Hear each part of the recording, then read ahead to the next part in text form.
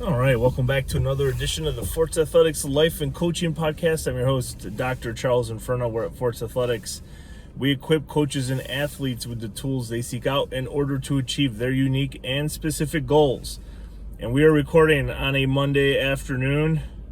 It's a little rainy here today. We had such beautiful weather over the weekend. But alas, all good things, I guess, must come to an end, including 80-degree days. But we are recording now on our way home from school as opposed to on our way to.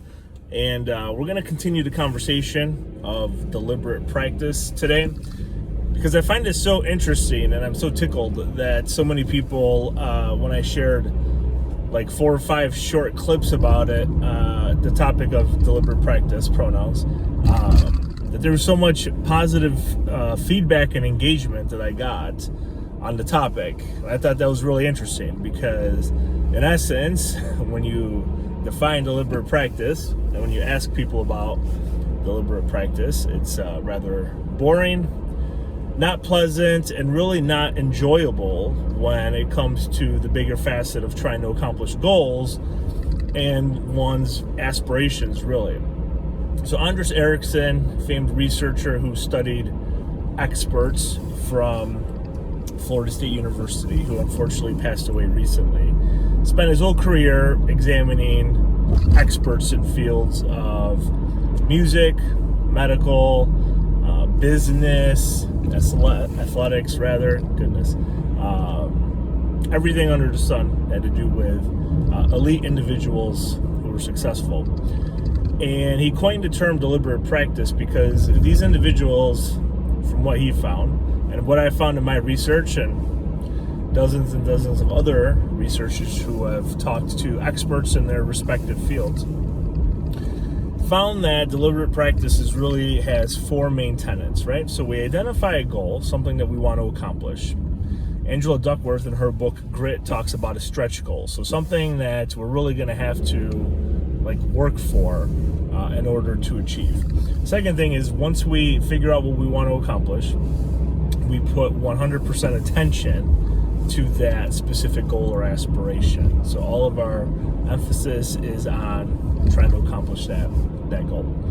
Number 3 is we elicit feedback from coaches or teachers, depending on what field we're in order to see if we're making progress, if we're not making progress, and what we might need to do better in order to achieve this goal.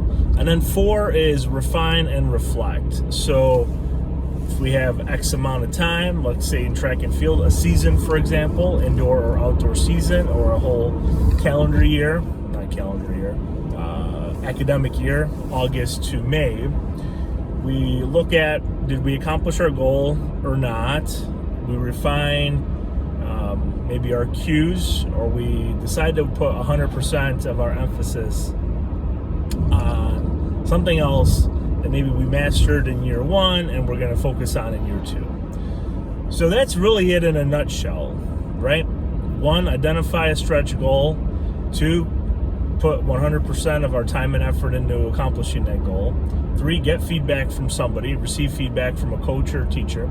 And then 4, refine and re-examine what we did in order to get there, right? So we want to examine if we got close, if we didn't get close, and so on. Like I said, that's really it in a nutshell.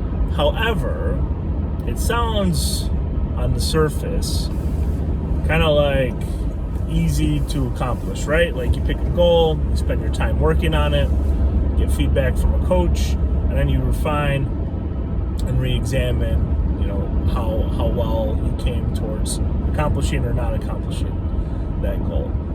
But when talking to athletes that I've talked to, and if you listen to other podcast episodes and things where I've talked to world champion powerlifters, world champion Highland Games athletes, world champions in track and field, Olympic weightlifting, triathlon, what you'll find is that they pick specific things to work on towards accomplishing a unique goal that they have. They all have coaches. They all have somebody in their life that's helping them navigate that path. And then when it comes to the end result or a season, they all talked about figuring out what went well, what didn't go well, and what they need to do moving forward. But if you listen, like specifically, like Dan McKim's episode from a couple years ago, or Jen Milliken, when we talk about like the mundane, the day-to-day, Dan said he was chasing ghosts, and he was always trying to pursue something and really focus in on his technique. Same thing with Jen, and it's just interesting because they didn't really recall a lot of pleasant memories of those specific training peaks, that it was the day-to-day grind that you have to prepare for, and that you spend months and months and months on specific cues. It's kind of like what Alyssa Ritchie talked about in her Olympic weightlifting interview with me, for sometimes years, in order to achieve that one great goal. Pan American Games champion, Highland Games champion, powerlifting champion, and what have you. But we really don't see what happens behind the scenes. So the deliberate practice piece is really digging into the day-to-day, mundane, boring tasks.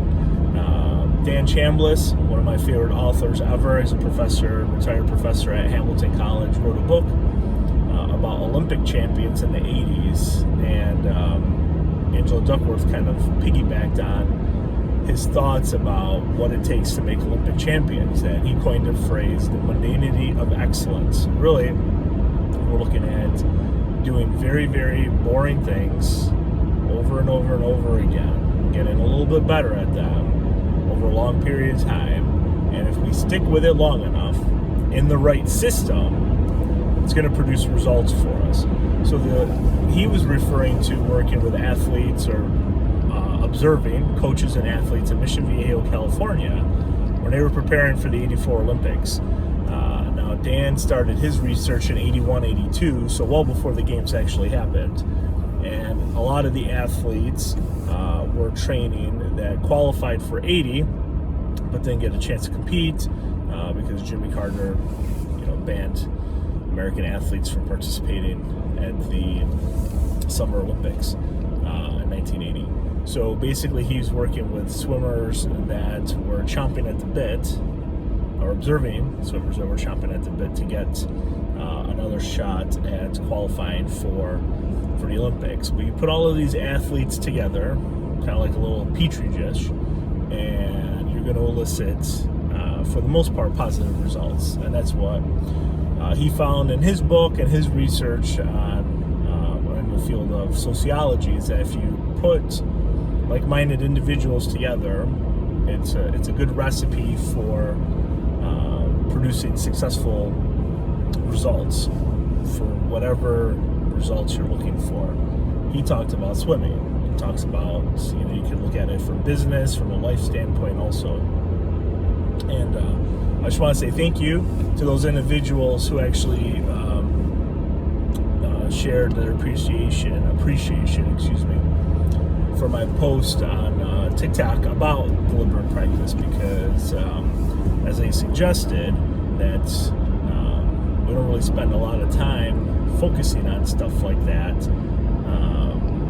when we're actually in our day-to-day practice. Like, I really try to emphasize with my athletes that we're picking one or two things that we're going to work on that you think you need to do in order to get better, and we have a conversation about it. So